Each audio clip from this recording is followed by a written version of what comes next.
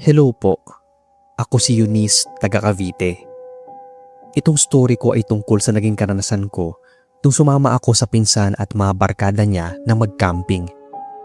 Hindi pa uso ang mga riders noon, pero may grupo na yung pinsan kong si Ate Duela at yung mga barkada niya na nagmamaneho ng Hooper. Sakto nagbabakasyon ako noon sa kanila kaya sinama na niya ako.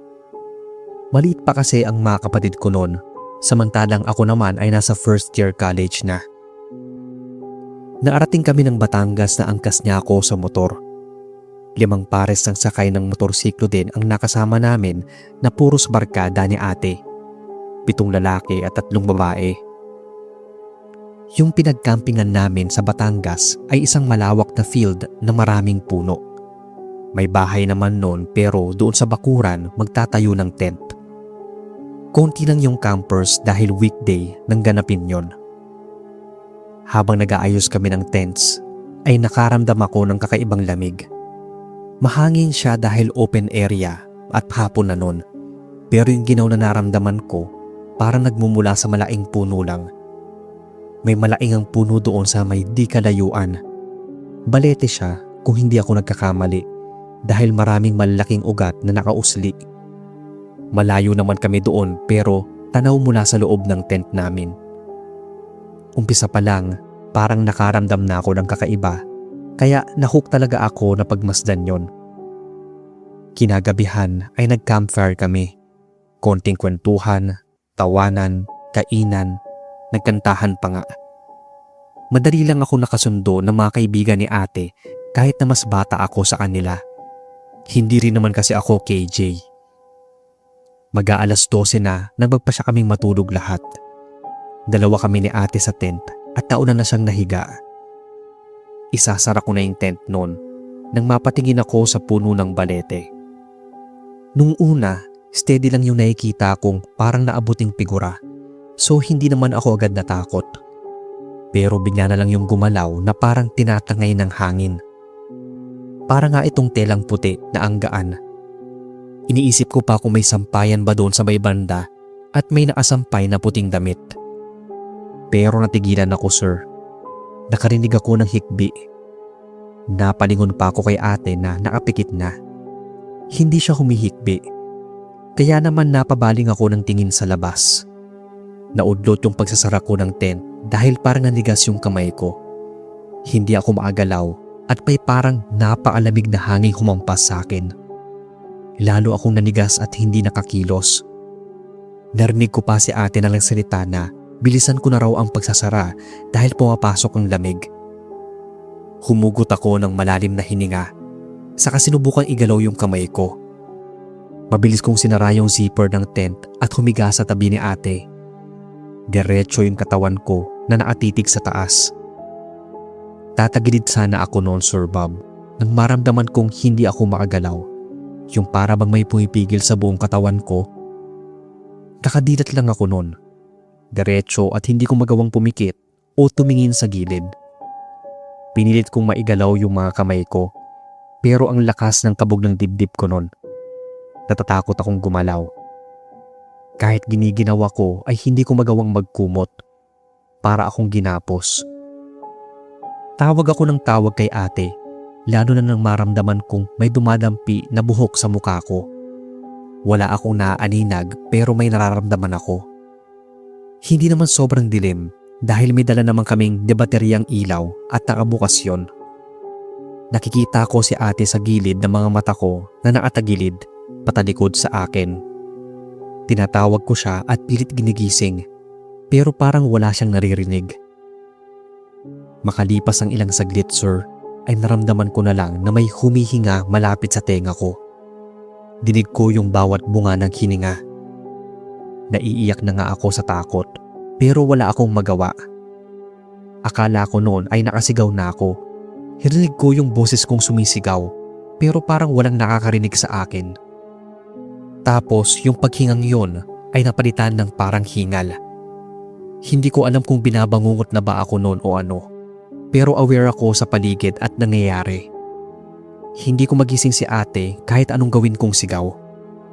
Pinipilit kong lakasan yung boses ko. Pinipilit ko rin maigalaw yung mga daliri ko sa kamay at paa, pero walang nangyayari. Nilalamon na ako ng matinding takot nun. Pinipilit kong gumalaw at magising kung panaginip man yon. Pinipilit kong tumagilit, pero hindi umaayon yung katawan ko. Kung ano-ano na yung naririnig sa paligid. Nakikita kong gising na si ate at nagtatawanan. Pero nagtataka ako kung bakit hindi nila ako ginigising o kinakausap, gayong nakadilat naman ako. Ilang saglit pa ay may humikbi na naman hanggang sa nauwi na sa paghagulgol. Napatawag na naman ako kay ate. Nakikita ko kasi siyang nakaupo na at nakasubsob ang muka sa mga palad. Ilang beses ko siyang tinatawag pero hindi siya lumilingon sa akin. Ramdam ko na yung pagturo ng luha ko noon. Pinilit kong sumigaw at umiyak. At dahil doon, mukhang nagising si ate. Nakita niya akong nakadilat at titig na titig sa kawalan. Umiiyak daw ako kaya niyugyug niya yung balikat ko. Medyo matagal daw bago ako nahimasmasan. Gulat na gulat daw ako nang makita siya at para daw akong natakot.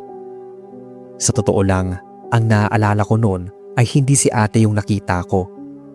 Pero nang hilahin niya yung braso ko at niyakap ako, sabay tinapik ang likod, doon ako parang nagising ng tuluyan. Bigla akong napahagulgol dahil sa magkahalong emosyon. Alam kong ilang beses akong nagising at hindi nakakilos, pero pakiramdam ko ay hindi ako nakatulog. Hinang-hina akong bumangon. Siguro ay narinig ng mga kaibigan ni ate na medyo maingay kami. Kaya siguro bumangon na rin sila. Mag-aalauna pa lang noon ng madaling araw.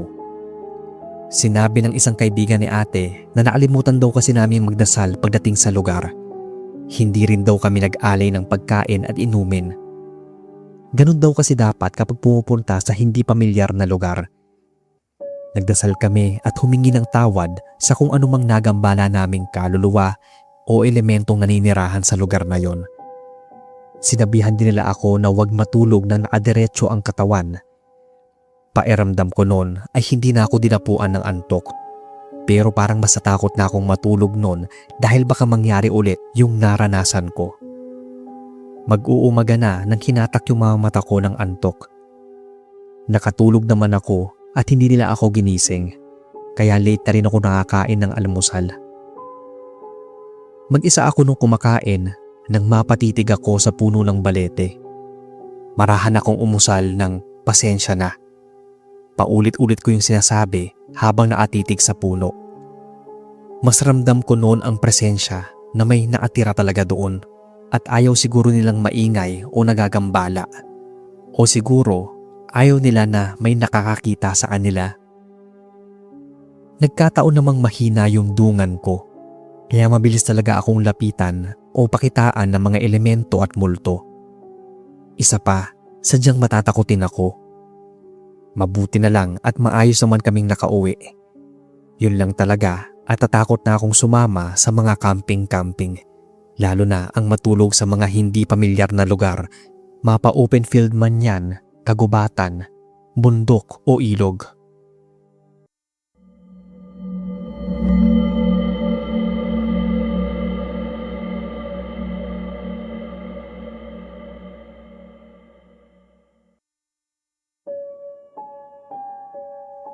Magandang araw sa inyo. Sana po ay mapansin ninyo itong kwento ko. Tawagin niyo lang akong Mariel, taga Bulacan. Itong story na i-share ko ay hango sa karanasan naming magkakaibigan. Nangyari ito nang mag-camping kami sa Mount Cristobal. Wala pa kaming ka-ideya sa mga kwentong kababalaghan tungkol sa bundok na to. Pero doon pa lang sa baba ay sinabihan na kami na huwag masyadong maingay kapag papaakyat na ng bundok dahil sadyang delikado. 5 kaming umakyat noon. Medyo mahirap at matarik ang daan. Marami pang bato-bato kaya medyo natagalan kami. May dalang tents yung kasama naming 2 boys kaya kanya-kanya talaga kaming struggle sa pag-akyat. Si Dian, yung kaibigan naming medyo madaldal at nag-iingay habang paakyat kami. Ang sabi ay suko na raw siya at gusto na niyang bumalik sa baba. Kaya inis na inis sa kanya si Lana dahil nakakapagod daw yung kaingayan nito. Dapat hindi na raw ito sumama kung mag-iinarte lang. Saglit pa silang nagkasagutan hanggang sa mapilitan si Dian na umakyat ng tahimik.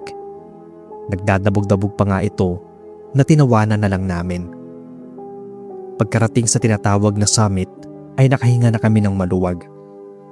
Doon ay nilatag na namin ang tent at balak talaga naming mag-overnight. Lalo pa at may nagsabi na maganda raw pagmasdan ng katapat nitong bundok na Mount Banahaw. Noong una ay maayos naman ang kinikilos ni Dian. Nagdadaldal pa nga siya at panay ang pang-aasar kay Jack. Ngunit nang magdidilim na ay may napansin kami sa kanya. Simula na magpaalam siyang iihi at nagpunta sa likod ng isang puno ay may nag-iba na sa kanya. Malapit lang yung punong yon at natatanaw pa rin namin. Wala naman kaming napansing kakaiba nun. Pero pagbalik niya ay bigla na lang siyang nanahimik na para bang may nangyari sa kanya na hindi namin alam. Yung tipong kahit kausapin at kulitin mo ay hindi siya kumikibo. Akala namin nun ay nainis siya sa pang-aalaska sa kanya ni Lana at Ben. Pero alam naman niyang biro lang yon. Kaya medyo nag-alala talaga kami kung bakit bigla siya nagbago ng mood. Hindi siya karaniwang ganon. Kinagabihan ay hindi na siya kumain at diretsyong natulog na. Niyaya namin siyang maghapunan pero hindi niya kami kinibo. Kahit ilang beses na siyang pinipilit na bumangon at kumain ay para bang wala siyang lakas. Tinanong din namin kung masama ba yung pakiramdam niya. Pero wala siyang reaksyon. Nang sapuin ko yung noon niya ay normal naman yung temperature. Medyo malamig pa nga dahil maginaw talaga sa tuktok ng bundok. Kinabukasan ay nagisingan namin siyang nanginginig at mataas ang lagnat. Kaya dumoble noon yung hirap namin makababa ng bundok. Inalalayan siya ng dalawang lalaki at pinagtulungang ibitbit yung mga gamit niya.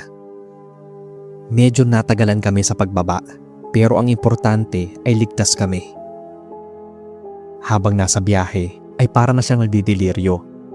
Napansin naming namumula yung balat niya. Nagkaroon din siya ng mga maliliit na rashes at panay pa ang kamot niya. Tumataing din siya na mahapdi yun. Nagkasugat-sugat na nga pero hindi pa rin niya mapigilang kamutin. Pagdating namin sa Manila ay dinaan namin siya sa isang ospital. Nabahala na kami na baka may masamang mangyari sa kanya. Pinainom naman siya ng gamot sa lagnat at niresetahan ng gamot para sa rashes. After lunch noon ay nakauwi na rin kami ng Bulacan. Medyo umayos na yung lagay ni Dian. Isang araw ay binisita namin siya ni Lana. Ang sabi kasi ng mama niya ay hindi na siya lumalabas ng bahay at nasa kwarto lang. Wala naman daw itong sakit pero matamlay siya nang makita namin. Ang laki rin ng pinagbago ng ugali niya. Ang bilis uminit ng ulo at taging palamura. At kapag pinapagalitan siya noon ng mama niya ay hindi na matigil ang pagdadabog. Minsan pa nga raw noon kwento ng mama niya, naabutan niya si Dian sa CR na kinakausap ang sarili sa salamin. Tumatawa pa raw ito na parang may kausap talagang iba. Tumahimik lang daw ito nang tawagin siya ng mama niya. Hindi ito kumibo at diretsyong labas ng CR. Medyo kinilabutan daw tuloy na tumingin ng salamin yung mama niya. Isang araw daw ay hindi na naatiis yung mama niya at tinanong si Dian nang makita niya na may sinisenyasan ito. Wala naman daw kasi nung ibang tao. Mahina pang humahigik si Dian. Sabay-sabing, "Huwag kang maingay, tinatawag ko ang kaibigan ko." Nangilabot daw si tita.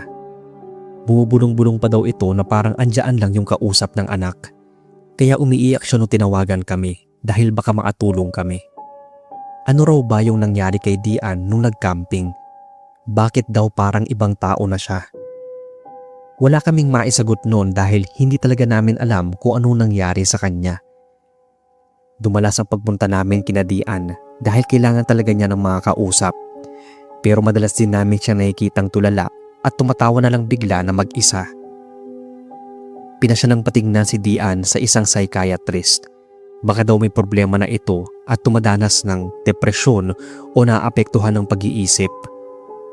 Akala namin ay magiging maayos na siya matapos ang ilang buwan niyang therapy at nag-undergo ng medication. Bihira na rin namin itong nakitang tumatawa at nagsasalitang mag-isa. Nakakausap na rin namin siya ng matinunon. Kaya nang masigurong maayos na siya, ay niyaya namin siyang mag-unwind sa isang resort.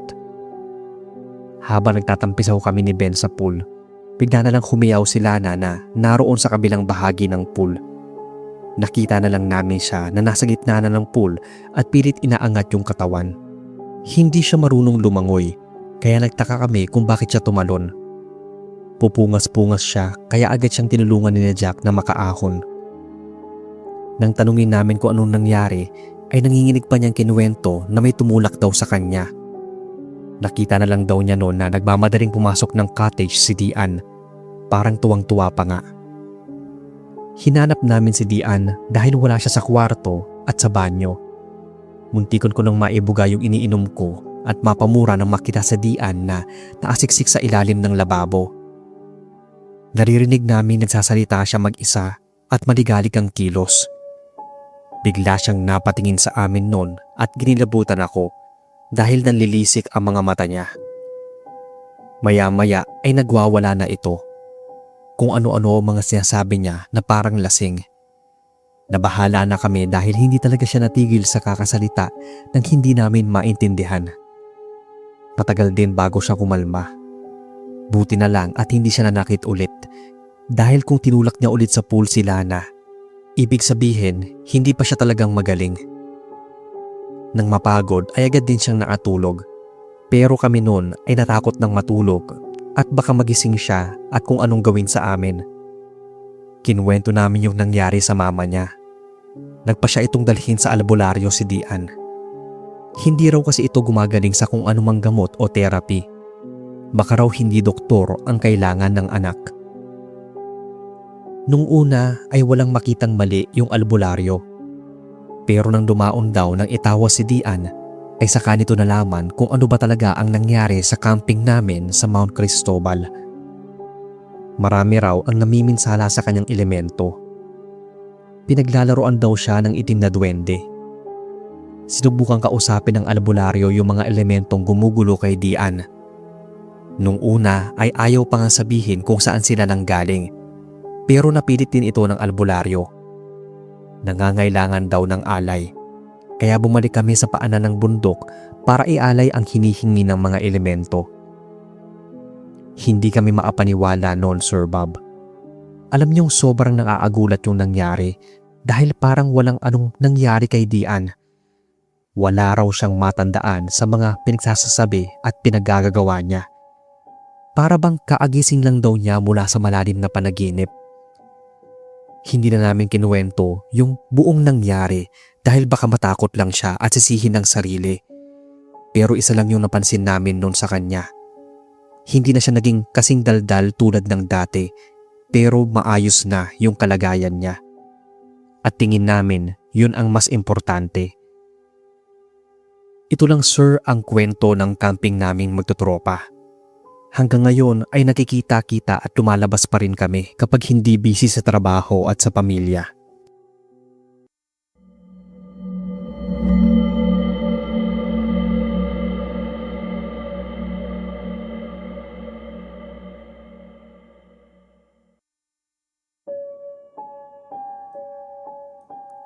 Magandang araw po sa inyo at sa lahat ng mga listeners. Tawagin na lang akong Jody, taga Samar. Itong kwentong ibabahagi ko ay nangyari nung nasa grade 5 pa ako sa elementary. Hindi ko po makakalimutan yung araw na to kasi masasabi kong ito yung pinaka nakakatakot na karanasan ko sa tanang buhay ko. At hanggang ngayon nga kapag naaalala ko, nararamdaman ko pa rin yung tromang sinapit ko noon. Bali September ito, taong 2004, nang ganapin yung camping namin sa isang baryo sa Samar. Hindi ko na lang babanggitin yung baryo na yon at yung elementary na pinagdausan ng camping namin. Basta malapit ito sa bundok at kakahuyan. Medyo malayo-layo rin itong baryo sa bayan at sa may dulong bahagi nito ay may tagong ilog. Pinayagan lang akong sumali noon ni nanay dahil honor student ako at dagdag din sa academics namin kapag sumali sa Girl Scout. Malaki ang binibigay na grades kaya kahit nagdadalawang isip si nanay dahil mariit nga raw yung lugar na yon, ay pinayagan din nila ako. Uwian naman kami kaya hindi na sila tumutol pa. Maaga pa lang ay hinatid na kami ng tatay ni Pam, kaibigan at kapitbahay ko. Patanda siya sa akin ng 1 taon at nasa grade 6.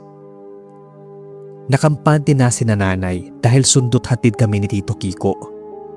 Unang bilin sa akin noon ni nanay ay huwag magpupunta sa ilog at kakahuyan nang walang kasamang matanda. Bawal din ako maligo sa ilog dahil baka may mabangis na hayop daw doon. Medyo nabalita rin kasi na may nakitang buwaya sa ilog.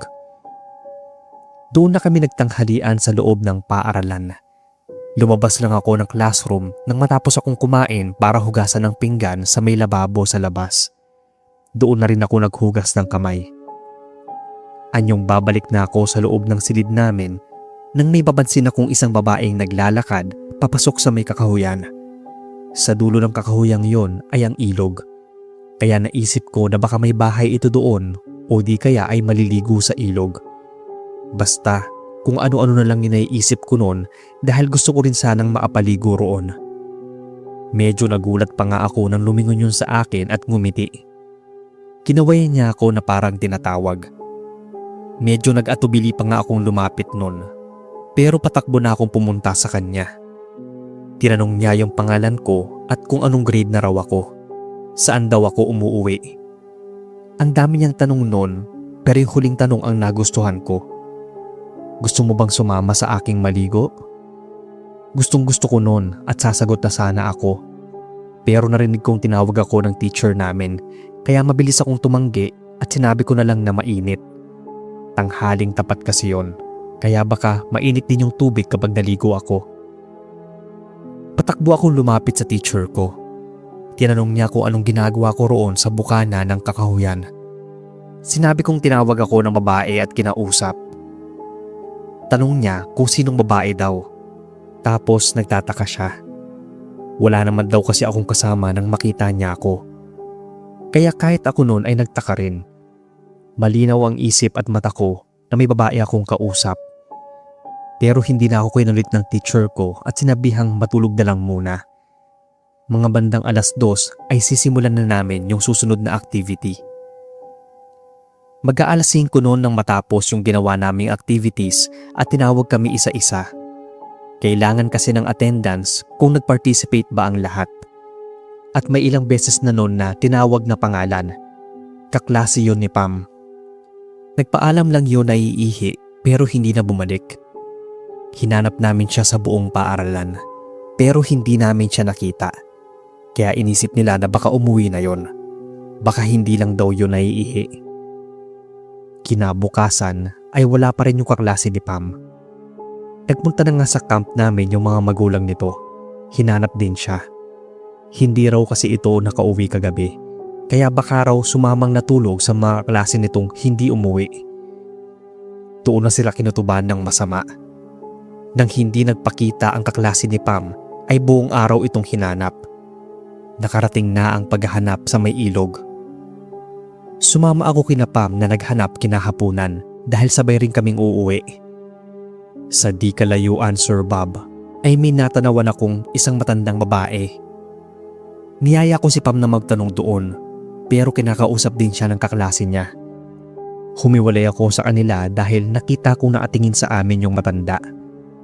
Sabi ko noon, "Lola, may nakita ba kayo ditong batang babae na naka-uniform na pang Girl Scout?" Ngumiti sa akin yung matanda. Dati, baliwala lang sa akin ang ngiting yon. Pero ngayon sa tuwing naaalala ko, ay kinikilabutan ako. Hindi palang ngiti ang nakita ko, kundi ngisi. Tumango ito at sinabing sundan ko raw siya. At dahil bata pa ako noon, Sir Bob, at utu-utu pa, sinundan ko nga siya. Napansin ko lang na papalayo na kami kina Pam. Medyo kinakabahan na ako. Hindi ko rin kasi kabisado yung lugar. Kaya huminto ako at tinanong yung matanda kung saan kami pupunta. Ang natatandaan ko ay huminto siya at lumingon sa akin. Parang ngumisi siya pero mukhang galit. Hindi ko na gaanong natandaan ang nangyari. Naramdaman ko na lang na may sumunggab sa akin. Panay hiyaw at sigaw ko noon hanggang sa parang nablangko na yung lahat sa akin. Nagising akong pinagkaaguluhan ng mga estudyante at teachers sa loob ng classroom. Maya-maya ay dumating na si nanay. Sinundo pala sila ni tatay ni Pam. Ang kwento kina nanay noon ng estudyante at gurong nakakita sa akin, nakita raw nila na bigla akong natumba at naghihiyaw daw ako na parang may dumudumog sa akin. Akala nga nila ay inatake na ako ng epilepsy. Nang lapitan daw nila ako ay halos mapugtuan na ako ng hininga at nanigas ang mga daliri sa kamay. Kaya pinabangon ako ng teacher ko at pilit ginigising. Kakapikit daw kasi ako na parang takot na takot. Nang maramdaman ko noon na may humila sa akin ay nawalan na ako ng malay. Kaya hindi ko matandaan na may lumapit sa amin. Wala rin akong ideya kung nasaan yung matanda at papaanong hindi nila yon nakita gayon na adagan yun sa akin. Wala akong imik at nanginginig pa rin ako sa takot. Nararamdaman ko pa yung tulis sa mga kuko na bumabaon sa balat ko, pati yung laway niya na tumutulo sa muka at leeg ko. Hindi ko ma-imagine yung takot na naramdaman ko noong mga panahon na yon, sir. Ang tagal bago naka-recover. Dapat ay may activities pa kami sa susunod na araw, pero hindi na ako nakabalik. Kahit nga si Pam noon ay hindi na pinabalik ng tatay niya dahil sa mga nangyari. Ang nakakakilabot ay ang nabalitaan naming kinabukasan na nakita na yung kaklase ni Pam. Nakita ito sa may ilog na wala ng buhay. Ang pinagtataka nila ay hinanap naman ito buong araw doon sa may bandang ilog pero hindi siya nakita. Tapos bigla na lang lulutang doon.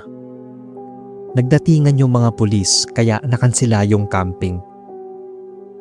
Isa pang nagbigay ng kilabot sa amin, Sir Bob, ay nung gabing pauwi kami galing camp. Kasama ko na si nanay at ate ko, si Pam at ang tatay niya sa tricycle. Hindi pa nga kami nakakalayo ay may nararamdaman na akong parang may sumusunod sa amin. Pansin nila yon. Wala ito sa likuran namin, kundi nasa uluhan at parang humuhuni na parang butiki. Sabay pagaspas ng pakpak nito. Medyo binilisan na yung pagpapatakbo ng tricycle. Ang tanda ko nga ay umiiyak pa kami ni Pam at nagpapanik na rin si nanay. Pero parang walang balak no na lumubay ang nilalang na naasunod sa amin. Yung parabang nangaasar pa. Maya-maya ay may bumusi na noon mula sa likuran. May nakasunod sa aming isang motorsiklo. Panay ang busina nun, kaya sinabayan na rin ng tatay ni Pam. Mukhang gustong lumikha nun ng ingay para maitabo yung nilalang na sumusunod sa amin. Natigil yung paghuni at nawala din yung mga pagaspas na parabang bigla itong naglaho. Huminto yung tricycle na sinasakyan namin nang bumusina ulit yung motor. Napansin daw ng rider ng motor na parang natataranta kami sa loob ng tricycle. Tapos pansin niya na parang may malaking paniki na naasunod sa itaas ng bubong ng tricycle. Akala niya nung una ay ordinaryong malaking ibon lang. Pero nang mailawan niya ay napakalaki nun at parang hindi talaga ibon o paniki. Nasabi nun ni nanay na hindi nga basta-basta yon. Alaga raw yon ng aswang at sinusundan kami. Mukhang wakwak daw ang nakita niya.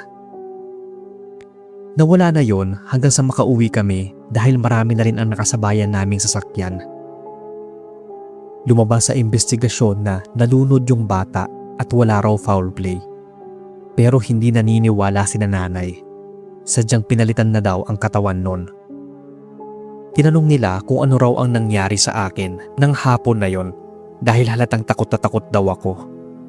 Pero yung kwento ng guro at estudyanteng nakakita sa akin ay wala naman daw silang ibang nakitang kakaiba.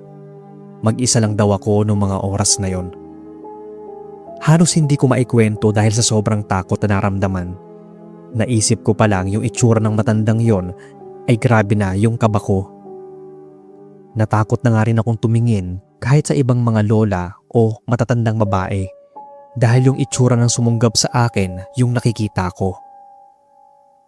Nang ikwento ko sa kanila yung naranasan ko, Nagpasama sina nanay at tatay sa ilang tanod para puntahan yung lugar. Gusto lang din nilang maasiguro na walang mananakit sa akin. May bahay nga raw sa gitna ng gubat, pero walang matandang babaeng nakatira doon. May naninirahan daw doong babae na nasa edad 50s pa lang. Malayo sa binigay kong description. Pero ang sabi nga nila na ang mga aswang ay marunong magbalat kayo. Pinagbawalan na yung mga estudyante na mag-camping o pumasok man lang sa kakahuyan na yon at maligo sa ilog dahil marami na raw ang nalunod at naligaw. Kwento ni Pam, nang bumisita daw sila sa burol ng kaklase nila, ang layo raw talaga sa dating itsura yung kaklase. Parang humimpis daw ng sobra yung mukha nito. Para daw yung balon na siningawan ng hangin. Tuyot na tuyot ang balat at yung kabaong daw ay dinadapuan pa ng iba't ibang insekto. Kaya pinasya na lang daw ng mga magulang nito na isara yung kabaong para hindi na makita pa ng iba. Nagkwento rin daw yung nanay ng kaklase nila na tuwing gabi raw simula nang iburol nila ang anak. May humuhuni na raw na kung ano-anong hayop sa bakuran nila. May nakakita pa raw na isang malaking aso na sobrang itim. Pinagtataka raw nila na hindi man lang daw yun tumatahol, nakatayo lang o nakaupo lang ito sa harapan ng bahay nila. Pag sinita raw yun ay tahimik itong umaalis. Kaso raw maya-maya ay may nakikita naman sila na kung hindi itim na pusa ay may biglang humuhuni na parang tiktik. Akala nila ay doon lang sa burol ng kaklase ni Pam may magpapakita o magpaparamdam na nilalang. Pero sa bahay din namin noon, halos gabi-gabi may humuhuni o umaalulong na aso. May mga bakas din na mga kuko sa dingding ng kwarto ko. Kaya kada hapon ay nagpapausok na si tatay ng kamangyan at goma. Tumigil lang yon na magsimula ng rumonda ang mga tanod dahil nabalita nga na may gumagala nga raw na malaking aso. Hindi na rin daw muling nakita yung babaeng nakatira malapit sa may ilog. Mukhang lumipat na yon ang bahay. Meron daw kasing nakikita doon na bigla na lang nagiging matanda. Ito lang Sir Bob ang kwento ko. Pasensya na kung medyo napahaba. Sana ay mapagtiyagaan nyo. Aabangan ko po itong ma-narrate ninyo.